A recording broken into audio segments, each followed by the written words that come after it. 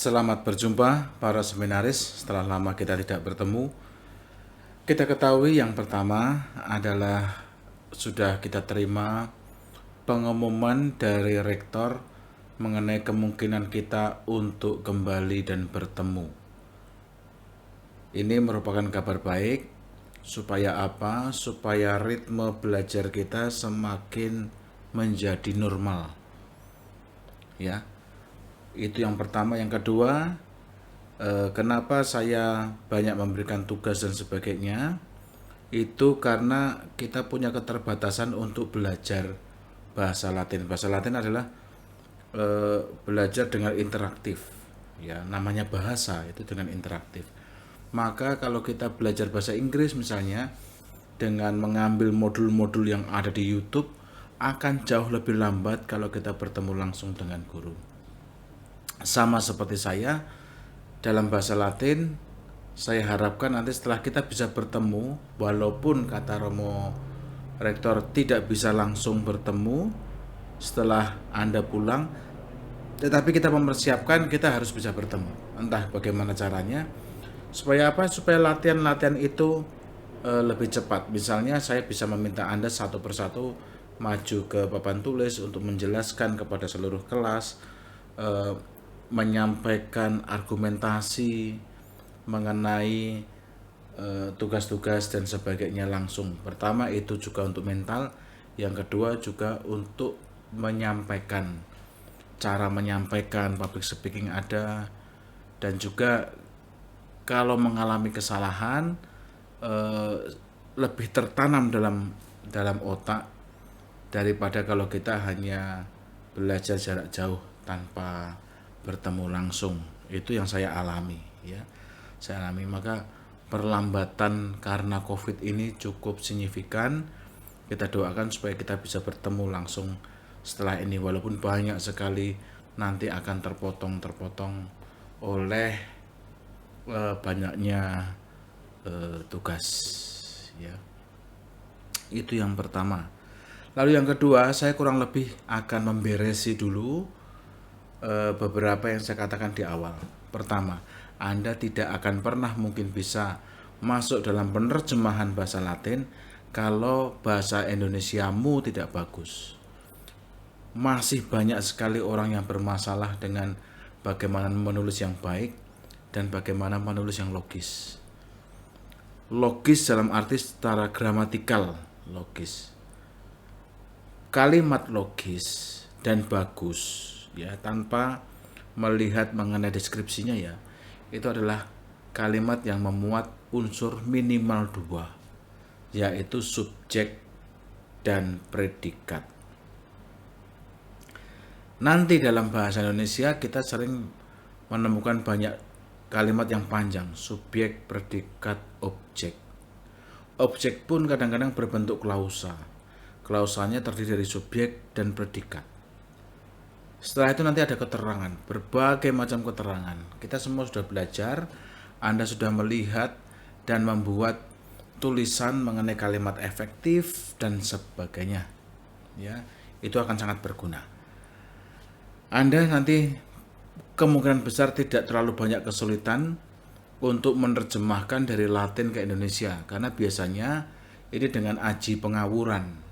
Aji pengawuran adalah semua kata dalam bahasa Latin diterjemahkan, dicari dalam kamus, kemudian dirangkai-rangkai, kemudian dikira-kira, ya, dikira-kira artinya apa. Nah, itu aji pengawuran. Bisa kadang benar, bisa salah, dan kalau kita menerjemahkan suatu bacaan dan dokumen, maka ini akan sangat fatal, ya, akan sangat fatal. Objek pelaku dan objek penyerta dan objek penderita ketika tertukar sudah lain sama sekali. Akan menjadi masalah ketika nanti menerjemahkan dari Indonesia ke Latin. Nah, itu Anda akan banyak lebih berpikir karena nggak bisa pakai aji kira-kira. Oke? Tapi sebelum ke situ kita akan belajar dulu dari dasar. Dasar yang kemarin kita sungguh berat, bagaimana masuk dalam hal membuat kalimat efektif ya. Nanti kita akan lihat hasil kalian waktu perjalanan kita. Maka mulai kali ini kita akan mengajar dan belajar mengenai logika gramatikal suatu kalimat.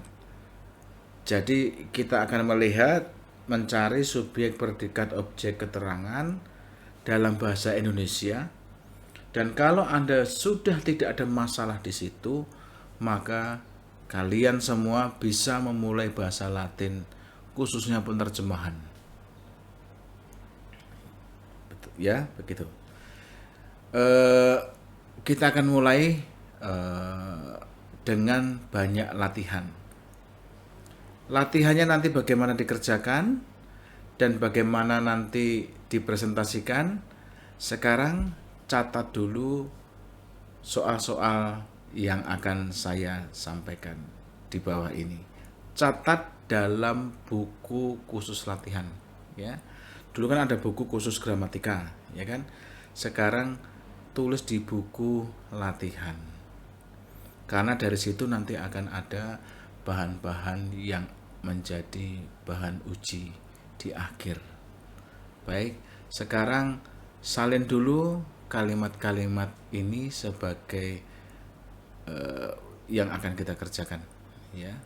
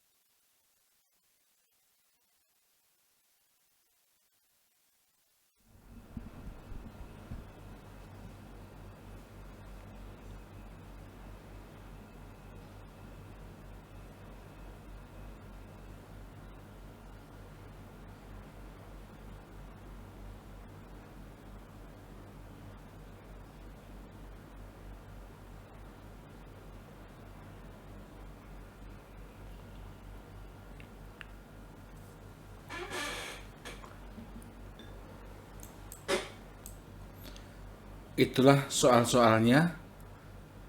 Cara mengerjakannya, pertama ingat, kita akan menentukan logika bahasa, yaitu mana subjek, mana predikat, mana objek, mana keterangan, ya. Tetapi cara mengerjakannya tidak seperti bahasa Indonesia yang terlalu detail, tetapi dengan menyesuaikan pada pelajaran kita yaitu bahasa Latin. Misalnya, saya kemarin malam makan roti. Maka ini sangat mudah. Nanti jawaban Anda adalah saya atau subjek adalah saya, atau saya bertindak sebagai subjek. Predikatnya adalah makan. Objeknya adalah roti. Anda bisa menambah nanti penjelasannya sebagai objek penderita. Kemarin malam adalah keterangan waktu. Ya, nanti Anda menulis dalam buku latihanmu terserah. Mau pakai garis-garis, ya, subjek, predikat, objek, atau mau subjek saya. Keterangan waktu kemarin malam. Objek penderita atau sekedar objek itu adalah roti. Nah, itu. Tetapi nanti soal akan saya pampangkan dalam Zoom, ya. Nanti saya minta satu-satu untuk saya tunjuk untuk coba kamu kerjakan yang nomor 5 atau nomor 1 atau nomor 2, terserah saya, ya.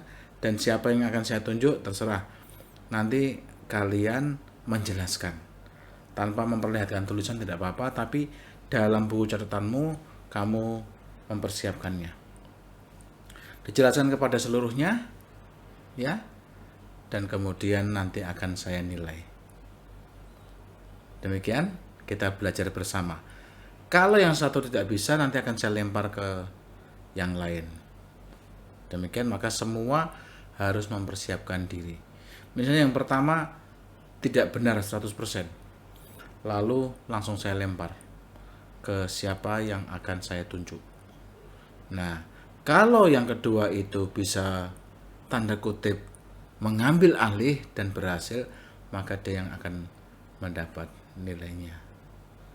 Demikian, dan nilai nanti akan saya lihat dari kelengkapan dan dari cara menjelaskannya. Silahkan dikerjakan. Kita bertemu besok lewat Zoom, atau saya pikirkan mungkin besok kalian masih bisa untuk mengerjakan ini dengan tuntas, ya, mengerjakan dengan tuntas. Jadi saya kasih waktu hari ini sampai jam nanti selesai, kemudian besok lanjutkan dengan mengerjakan ini sendiri, tidak ada bahan dari saya tapi bahan ini sendiri. Kemudian nanti minggu depan kita mulai belajar. Oke, belajar bersama. Ingat, mohon kerjakan sendiri. Kerjakan sendiri supaya tahu di mana salahnya, di mana kadar kemampuan kalian. Baik, saya menyerahkan kepada Anda, ya. Saya menyerahkan kepadamu bagaimana kamu mengolah dirimu. Kamu bisa saja tanya kepada, kebetulan ada ahli atau apa, atau di situ ada guru bahasa Indonesia misalnya di daerah tempatmu, atau apa, kamu tanya dan kamu benar dan sebagainya. Ingat, suatu kali nanti saya akan merubah kalimatnya itu, merubah kalimat yang saya berikan kepada kamu, ya. Jadi ini untuk kamu, bukan untuk saya, bukan untuk nilai. Saya kasih nilai 6 semua juga bisa, saya kasih nilai 10 juga, semua juga bisa, tapi tidak banyak berguna. Kerjakan sendiri. Kalau ada yang tanya, teman itu berhak untuk menolak, karena ini nanti hanya untuk kalian, bukan untuk saya. Baik, selamat belajar. Kita bertemu minggu depan. Nanti akan saya kirim link Zoom-nya, ya. Terima kasih dan selamat belajar.